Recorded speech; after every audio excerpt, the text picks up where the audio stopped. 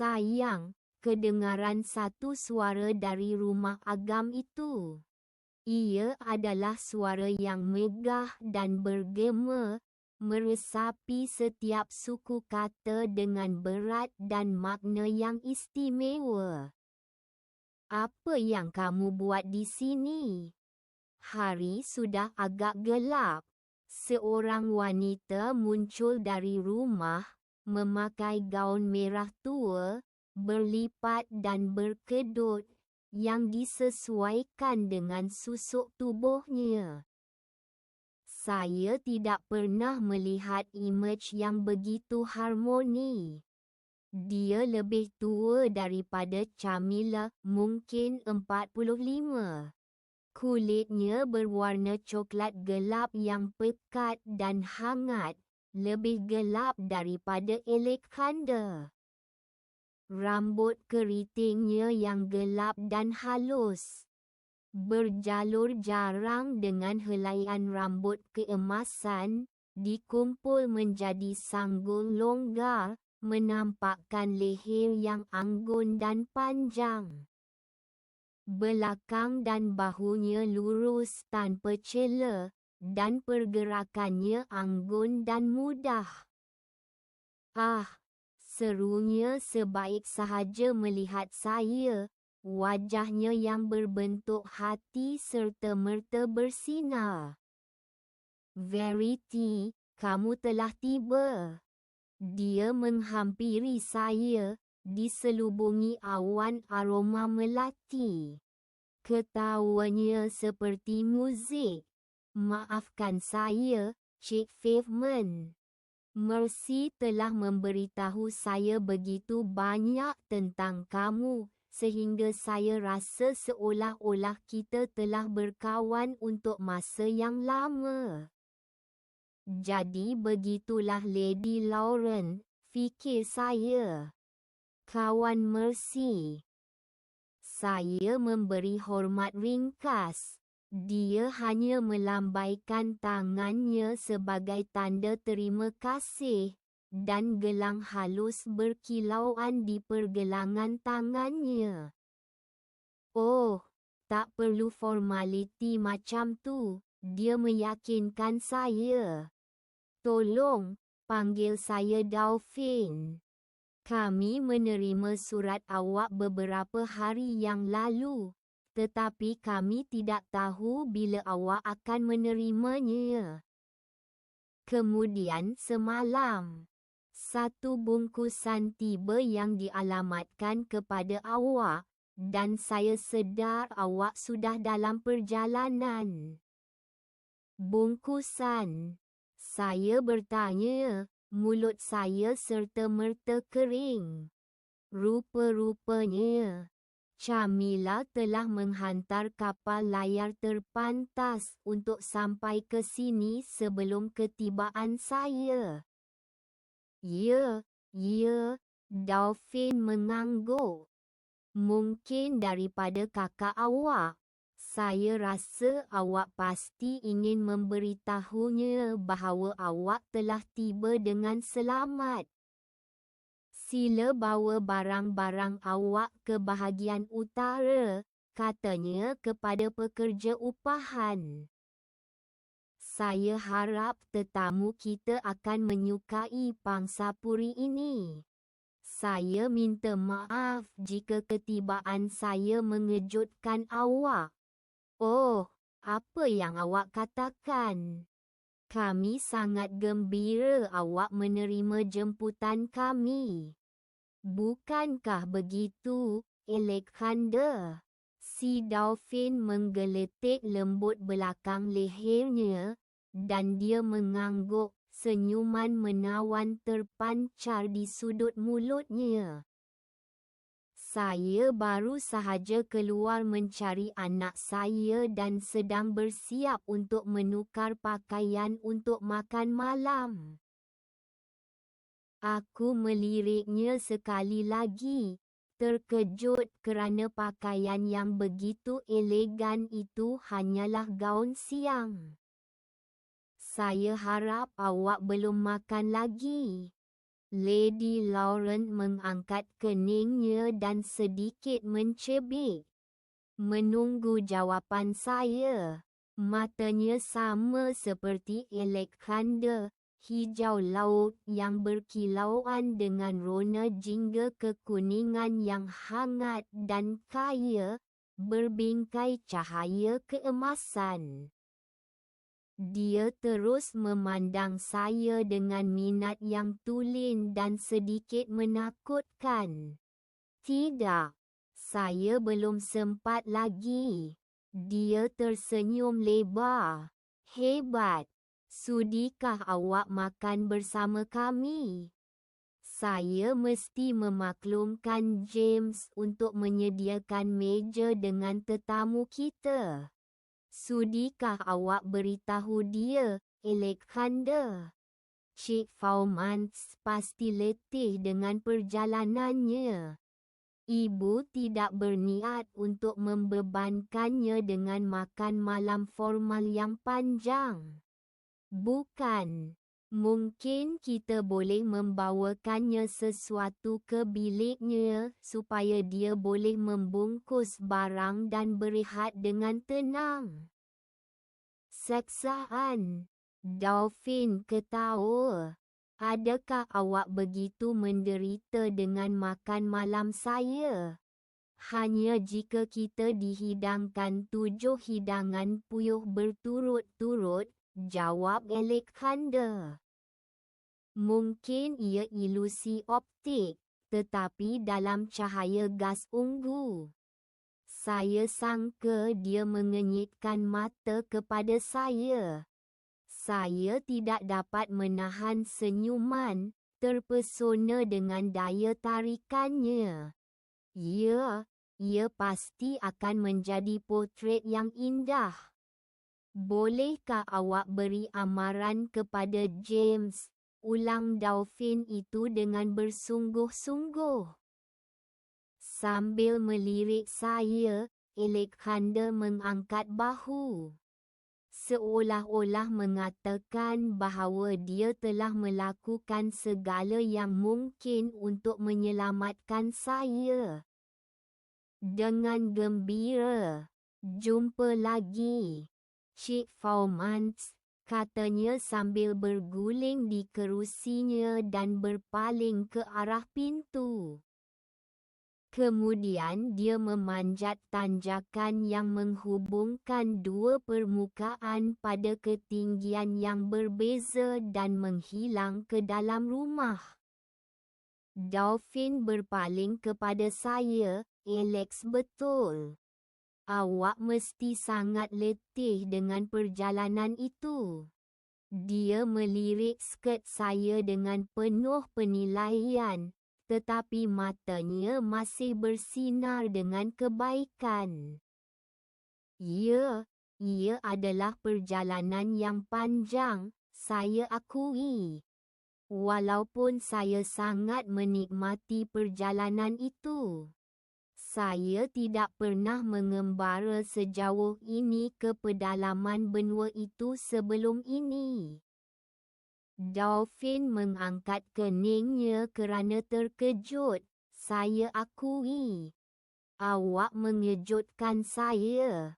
Walaupun Mercy ada menyebut bahawa kakak awak sangat rapat dengan Highmore. Estate lama yang begitu indah. Awak pernah ke South Isles? Saya bertanya. Mengikutinya ke pintu masuk utama. Dolphin perlahan berjalan di sebelah saya.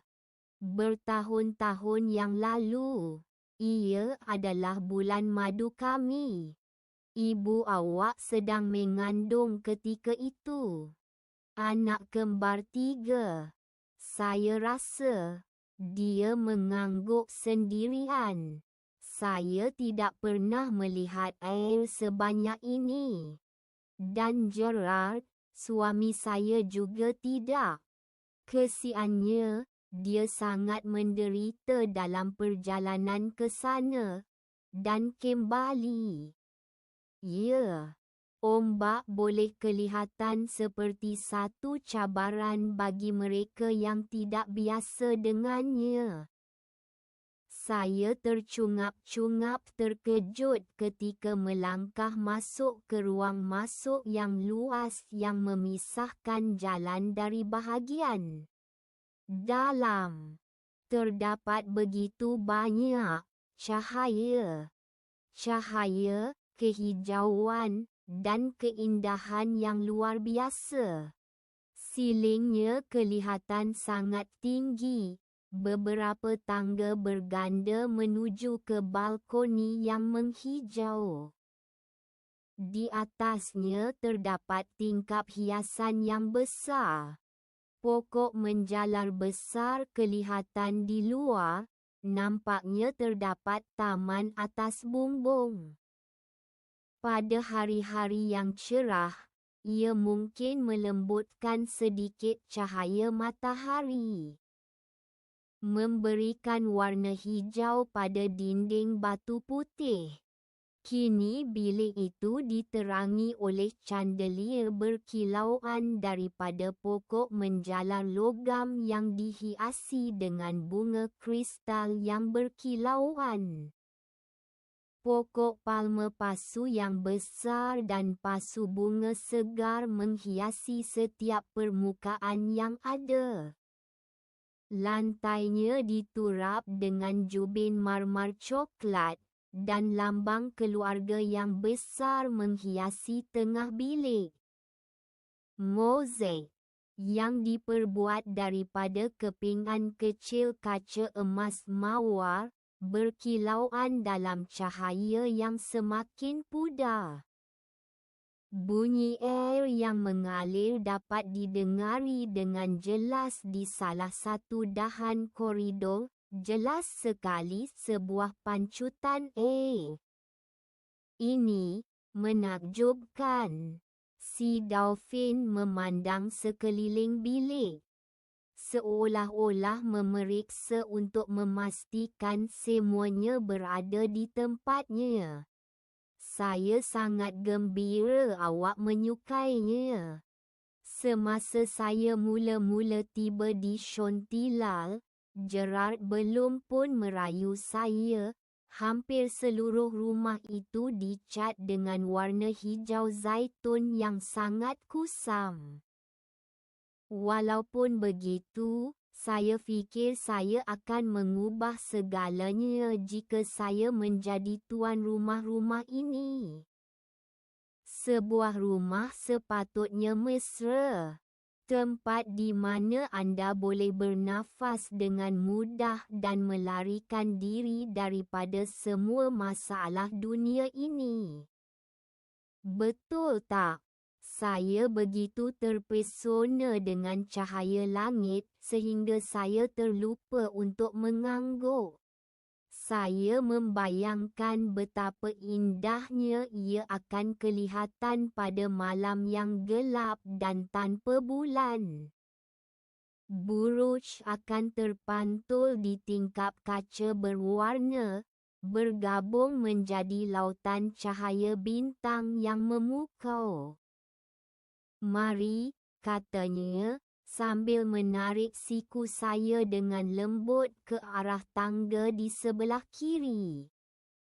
Semua tempat tinggal berada di tingkat 2. Malah Alexandra, saya berkata sebelum saya dapat memikirkan betapa mengganggunya soalan itu. Walaupun Dolphin berkongsi pendapat yang sama. Tiada apa-apa di wajahnya yang menunjukkan rasa tidak senangnya.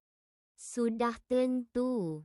Nanti, saya akan tunjukkan lift kami dan mengajar anda cara menggunakannya, sekiranya berlaku sebarang masalah.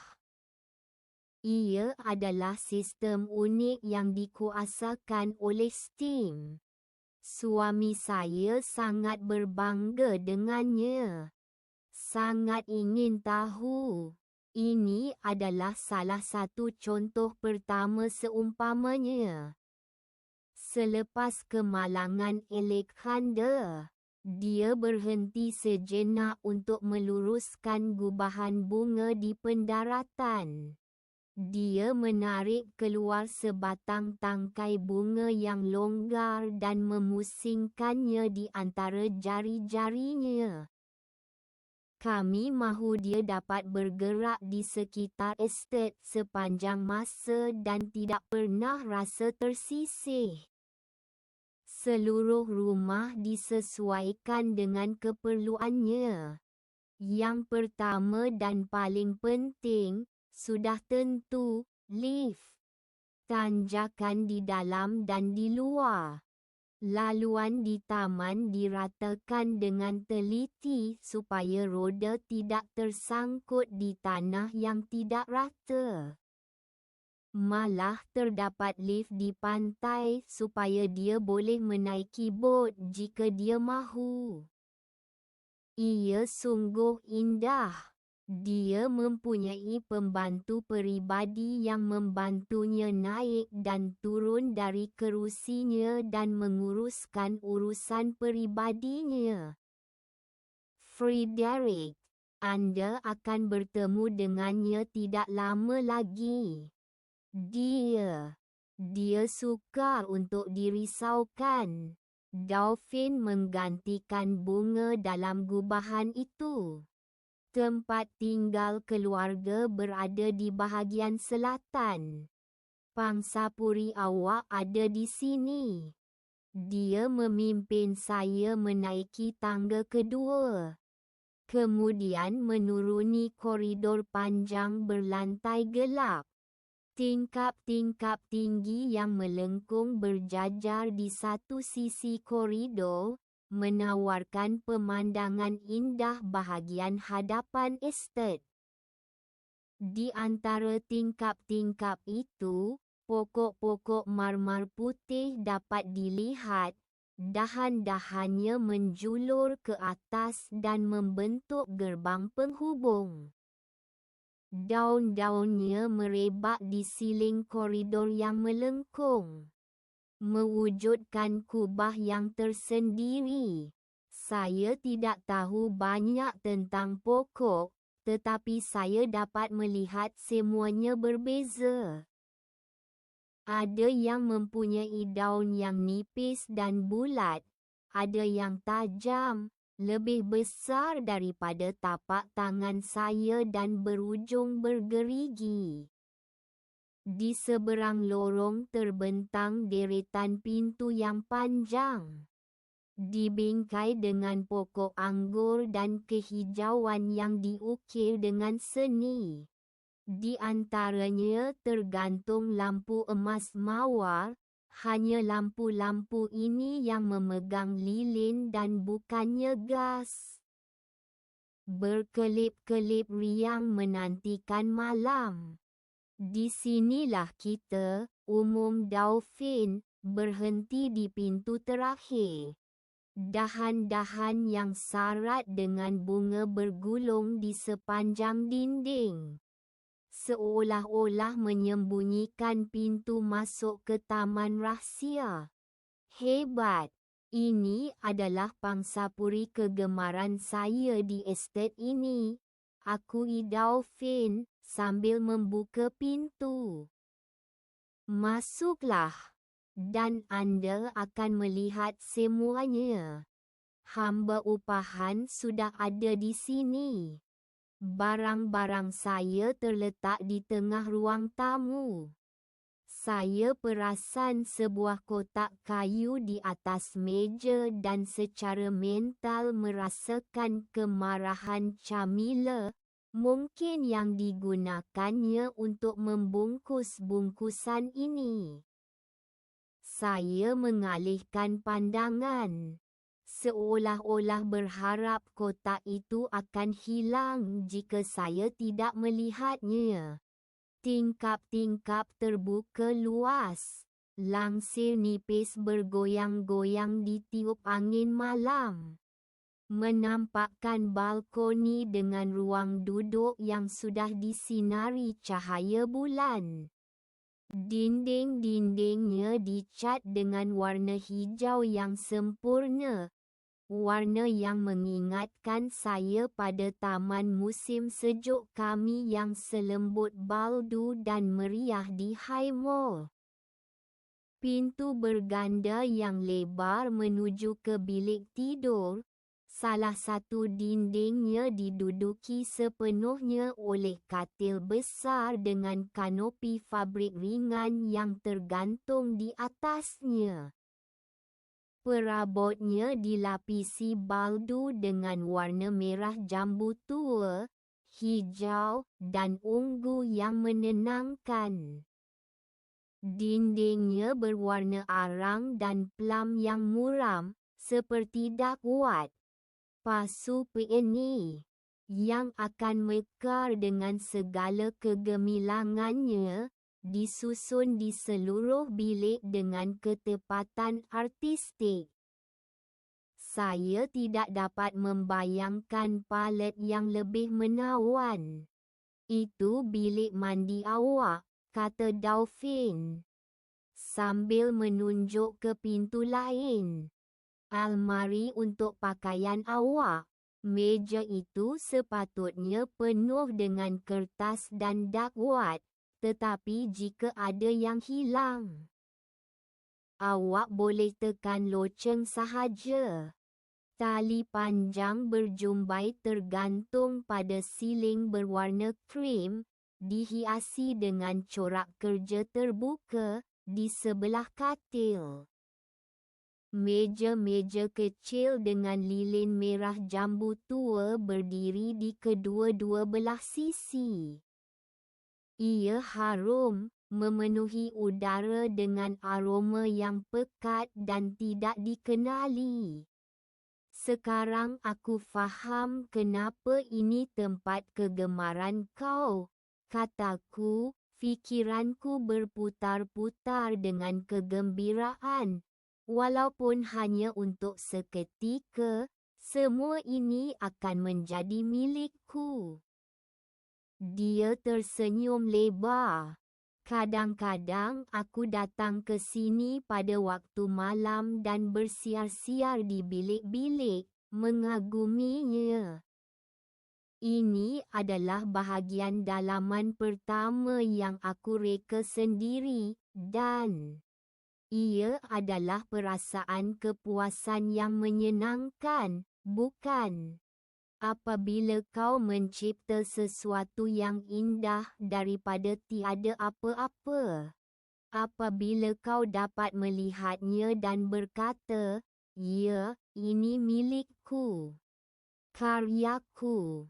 Pandangan Dauphin menyapu perinciannya, dan dia benar-benar bersinar dengan kegembiraan. Akhirnya, dia memandangku sekali lagi dan berkata, "Aku rasa kau merasakan sesuatu yang serupa apabila kau melihat lukisanmu." Aku mengangguk. "Sudah tentu, aku tidak akan melakukan itu semasa kau di sini," tambah Dauphin.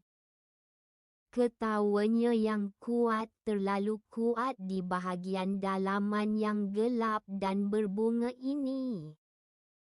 "Menyelinap masuk ke ruang tamumu semasa kau sedang tidur hanya untuk mengagumi stuko." Saya memiringkan kepala ke belakang dan perasan kelopak bunga itu kelihatan benar-benar asli. "Stuko itu sungguh indah," saya setuju, tetapi tiba-tiba merasakan perubahan dalam mood saya, nampaknya. Kami serentak menyedari bahawa kami tahu terlalu sedikit tentang satu sama lain untuk dapat meneruskan perbualan santai. Jadi, Dauphin memulakan.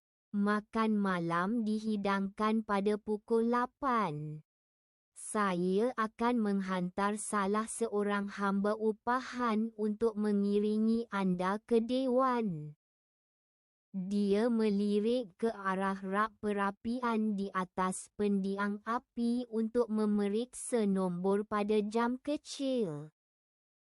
Adakah 40 minit cukup untuk menenangkan jiwa anda?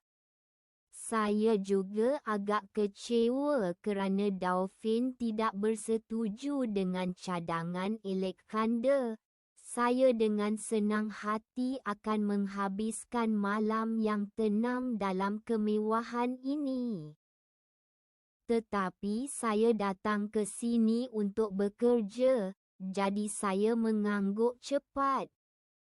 Saya akan meminta awak membuka barang-barang awak semasa kita makan malam. Terima kasih, itu akan sangat baik. Dolphin tersenyum. Sebelum melangkah keluar ke lorong, dia berpaling dan berkata, "Saya benar-benar gembira awak datang melawat kami, Verity." Saya menunggu seminit penuh. Kemudian berjalan ke pintu dan menutupnya dengan ketat. Membuka penutup peti itu, saya menyusun semua gaun yang saya bawa. Gaun terbaik saya. Sutera zamrud yang selalu mengingatkan saya pada ombak musim panas yang membasuh kepulauan garam, sesuai untuk makan malam-malam ini, walaupun dalam keadaan berkedut. Kepulauan garam. Camilla. Kotak dengan bungkusan itu. Saya meletakkan gaun itu di atas cadar kelabu berasap untuk berehat sebentar dan berjalan ke ruang tamu, di mana sebuah peti kayu berdiri. Tetapi bukannya huruf besar Camilla yang kemas. Kepingan-kepingan itu dipenuhi dengan tulisan tangan Anali yang terbentang luas, dan saya sedikit terkejut. Saya memerlukan sesuatu untuk membuka kotak ini. Mungkin terdapat pembuka surat di suatu tempat di dalam laci meja yang boleh digunakan untuk membuka bungkusan itu. Tetapi sekarang bukan masanya untuk mencarinya. Aku mengusap hujung jariku di atas katil baldu, tertanya-tanya apa yang Camilla sedang lakukan pada saat itu. Adakah dia telah menemui nota yang aku tulis dengan tergesa-gesa untuknya? Adakah kata-kataku yang penuh semangat akan mengubah apa-apa? Tidak mungkin. Ia sangat kebudak-budakan. Tetapi aku tidak berputus asa bahawa nota itu sekurang-kurangnya akan meredakan sedikit kepahitan pelarianku dan menenangkan kemarahannya.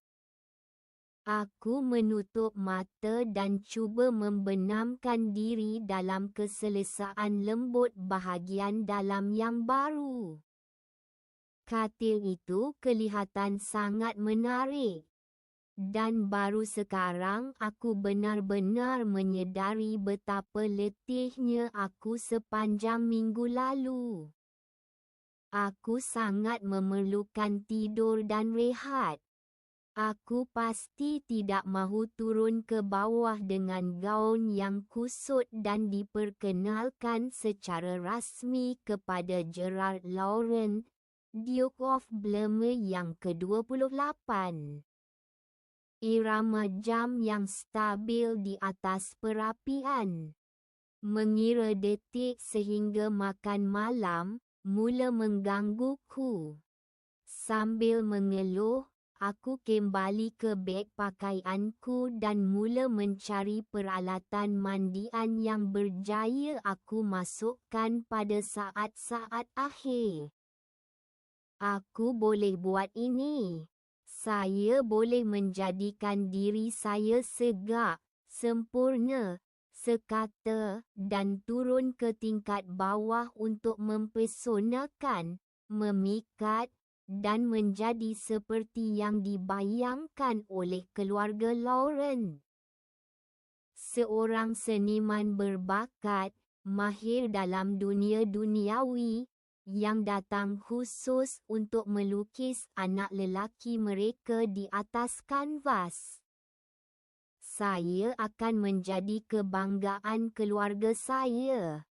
Camille akan menyesali kata-katanya dan menyedari bahawa dia boleh dan sepatutnya mempercayai saya sejak awal. Benar, untuk melakukan apa-apa sahaja, saya perlu mengelap semua kesan arang dari jari saya terlebih dahulu. Verity yang dikasihi, saya harap awak sihat dan dapat menyesuaikan diri di tempat baharu awak di Bligham. Saya akui saya sangat terkejut dengan berita pemergian awak secara tiba-tiba. Namun, saya bukan satu-satunya. Camilla sangat terkejut sehingga dia pergi ke Hesperus untuk berkongsi berita itu dengan saya. Malah, dia memberitahu saya semua yang awak bincangkan pada malam sebelum pemergian awak. Saya tidak mahu menulis apa-apa yang boleh, entah bagaimana, membuktikan. Tetapi, dengar, saya benar-benar menyesal awak mengetahuinya dengan cara ini. Saya selalu ingin memberitahu awak. Awak tahu, saya benci menyembunyikan apa-apa. Tetapi awak kenal Camilla. Mungkin lebih baik daripada kita semua. Bayangkan sahaja keadaannya apabila dia mengetahui tentang pemergian awak. Saya janji saya akan cuba menyembunyikan perkara ini. Saya pasti ia hanyalah pergaduhan kecil antara adik-beradik perempuan yang saling mencintai. Tidak kira bagaimana perasaan mereka sekarang. Apa-apa pun, tidak kira bagaimana semuanya bermula, saya sangat gembira awak akhirnya memulakan perjalanan sebenar pertama awak ke benua itu. Saya harap awak menikmati persekitaran baharu awak dan telah mula mengisi buku lakaran anda dengan lakaran dan idea. Saya tidak ragu potret anak lelaki Duke Lauren akan menjadi indah. Anda sentiasa mempunyai keupayaan untuk melihat intipati sebenar orang yang anda gambarkan dan merakam cahaya dalaman mereka di atas kanvas. Jika anda pernah merindui rumah, saya akan menghantar sekotak lilin kepada anda. Saya tahu betapa anda menyayangi mereka. Saya tidak pasti anda akan dapat menemui apa-apa yang serupa di Bligham. Jadi, saya akan menghantar tambahan kepada anda, sekiranya perlu, untuk sepanjang perjalanan anda. Jangan lupa untuk menyalakannya dan cuba untuk tidak terlalu merindui mereka. Saya sangat menyayangi anda, Anna Lee.